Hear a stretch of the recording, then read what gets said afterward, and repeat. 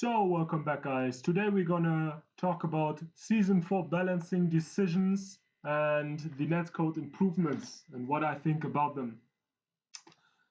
I am trying to record this video for over an hour now, so please have some mercy with me if the audio is not perfect. I can't figure it out how I did it last time, but I hope it's fine this time.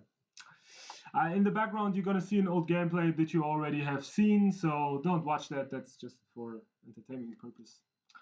The netcode overall for other people seems decent, but for me is not that good actually. All the matches I've played are okay-ish, but not that great.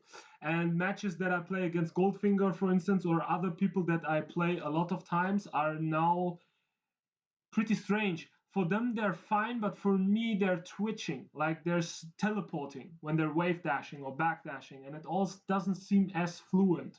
And don't let me get started on online. I'm waiting 30 minutes to find a match, and then the guy, because he doesn't want to get demoted to Tekken God, he plays one match and then leaves. And I can't really rematch today. I don't know why that is, but I hope they will fix this, but I'm getting a lot of issues, a lot of errors right now, which are very frustrating if you try to dish out content, right? Oh, sorry, I think I actually have the gameplay on, but it doesn't matter. I think that's not too noisy. I will turn it down a little bit. So now we will go over the balance changes, and the balance changes are a fucking joke, and this is where the video will getting a little renty. So if you don't like that, please turn it out now, because I'm pissed actually. The balancing decisions. The head of the balancing team is Mishima Star, a Korean player, I think. I'm not sure actually, and his decisions are pretty shitty actually. This game had his balancing issues since season 2. Season 2 Steve, season 2 Kazumi were both jokes. Season 1 Kazumi was a joke. Everyone knows that. But there always has to be a top tier character. But you could clearly see it by design that they are simplifying the game heavily by introducing almighty moves, which cover 2 to 3 options at once. They are limiting movement. They erased Oki almost. They made throw breaking easier. So the game is way easier than it was before. And now they have introduced these multi-purpose moves that cover everything. So you just need to use 2 to 3 moves. For example, do I think that Yoshimitsu's new move is broken? No, I don't think so. For Tekken 7 standards, it's not. But it's a range 3 low that tracks both sides, is only launch punishable by a few of the cast, gives me damage on counter hit, leaves to Oki afterwards, and is a mix-up for my mid launchers. It's good on Oki, it's good in the open, it's good always. And for Tekken 7 standards, this low isn't even anything to talk about. That's how far we went. If you take a look at Bob, I know everyone loves Bob, right? I played him in the end of season 3. And I know online ranks don't mean much, and I'm not a good player, but I got to True Tekken God or Tekken God Prime with under 120 or 10 wins. I thought he was fine. And there were some good showings of him, like DPD beating Saint and how was the name? Rick the Ruler beating Lowhigh and stuff. So you could see the character has potential. He just lacks enthusiastic players because there are characters who are doing the thing he does well, like on the same level or even better. They have a more complete package. So that's, for instance, why Ulsan is playing Kazumi instead of Bob, because they're simply doing the same thing, but just one does it better. And what do? They don't nerf Kazumi, of course. They buff Bob to the point where he's almost Tekken 6 Bob. So now we have Bob with a Wind God Fist that is -4 on block, so he can sidestep afterwards. He has a 15-frame launcher again to punish things, which was his only weakness, actually. He has now a Hell Sweep that tracks both ways, and the first one is a count 8 launcher if they don't do the second one and confirm the count 8. Mishima Star has to be proud on himself. He finally did it. We finally have a Hell Sweep that tracks both sides. He tried it he got backlashed, and now he tries it again. I'm so happy for you. I know Bob's Hell Sweep did track already, but that is so stupid. The whole design of the character is stupid. Really, and they saw it in Tekken 6. This is intentional. I get, okay, you want to sell DLC, so you make Broken Julia, Broken Leroy, Broken Fakumra. My god, that's already a little bit pathetic, but you want to make money. This keeps my favorite game longer alive. I can live with that.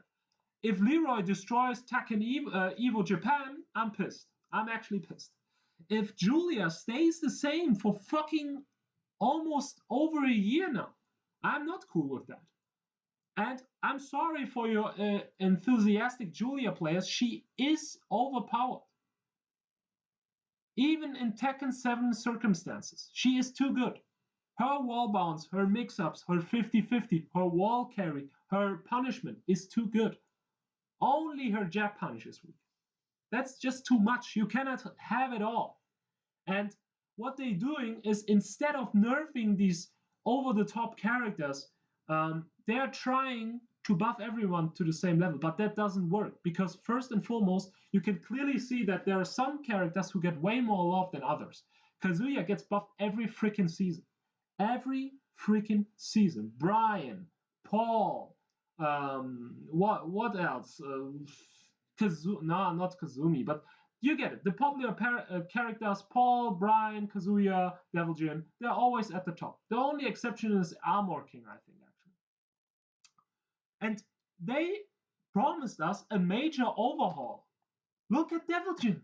I played him today in Ranked, man. There is literally nothing you can do against the character. It's just a hard 50-50 read. That's not how this game should be. I know in Tekken 5 DR it was the way, but in Tekken 5 DR you had way better movement to compensate those really, really over-the-top offensive tools. You had a way better movement, but now you're just stuck to the ground like glue is on your feet, and I have to constantly guess between a tracking mid with a high or a mid extension, which is Laser Scraper. And if I don't step, I play against good Dravilgen players for almost 4 years now, and I always step, duck, block. That's my rhythm. Sometimes I sidewalk, of course I don't do it all the time, but it doesn't negate the mix-up, but it limits it to a minimum. Now I cannot do that. If I'm at the wall, I'm shitting my pants. I am shitting my pants. And the opponent doesn't, if he gets a wall splat with Devil Jin, he still does 45%, maybe 50, with the right scaling. Still, and I'm waking up in the same situation. Look at fucking Marduk's tackle. It has a breaking window from 3 frames. I cannot break this. If I set him to do it, I know it's coming, and I cannot break it. That's how busted the window is. Look at Horan's right foot forward flamingo, whatever, how it's called. You know what I mean? The 6 frame high, the double kicks, the mid, double kicking mid, which leaves him in right foot forward. You can do this infinitely and mix it up with the Raha or low. So now the opponent just has to stand there, block it, block it, block it, and guess. Zafina still can backdash after Heihachi's forward 4 on block, all the options. She can crush mids at +7 if you do it correctly. Dragunov literally can't play against Zafina because all she has to do is sidestep right into low parry, and most of his options are gone. That's how dumb the character is. And they're not 1 or 2 characters this time, like in season 2. There's just almost like 10 characters. When you look at them, they're just not fun to play against, and not because I don't know the matchup or I have to get good. I know the matchup, but the options are so strong that it doesn't matter if I know the matchup. It is all about, do I read this unseeable law or do I not? And that's not the quality of this game. And I'm sorry for your casual players who play on Wi-Fi and are pissed how deep this game is. I can understand they're happy now they're having 10K on Steam playing this game. But those players, they won't stick. They will play this game for 6 weeks, for 8 weeks, until it's not fresh anymore after the Season 4 patch. And then they will drop it again. And then you're back to your core fan base of 3,000 Steam players who play this game in and out, who know everything about it, the enthusiasts, the people who watch the streams when no famous streamer or no Korean is streaming, the European people that, the 1,000 European people that watch your game every day when no one is streaming that is particularly famous. That's the people that support your game in every situation. That's the people who buy every DLC. And that's the people crying out loud for changes because they're sad and they're annoyed about Gigas getting a buff, thinking, oh yeah, now Gigas is finally viable, and looking at the patch notes, and every top tier character did get way more love than Gigas did. And the community of this character is actually hyped about the buffs because they have been left so behind. When I saw the patch notes on Yoshimitsu, I was hyped. I saw the move, I was like, what the fuck did they do? This is really good. But looking at the other characters, it's a joke. It's a freaking joke. Like, sorry if I start to ramble around and getting pissed, but coming to the last point, this game, its beauty, its hidden beauty is that you can how to say it? You can play the same situation, and you have so many different options at your disposal and so many offensive options that a lot of times the same situation occurring plays out differently. Of course, there always have been this dry 50-50 situations, this hardcore forced 50-50s. I get that.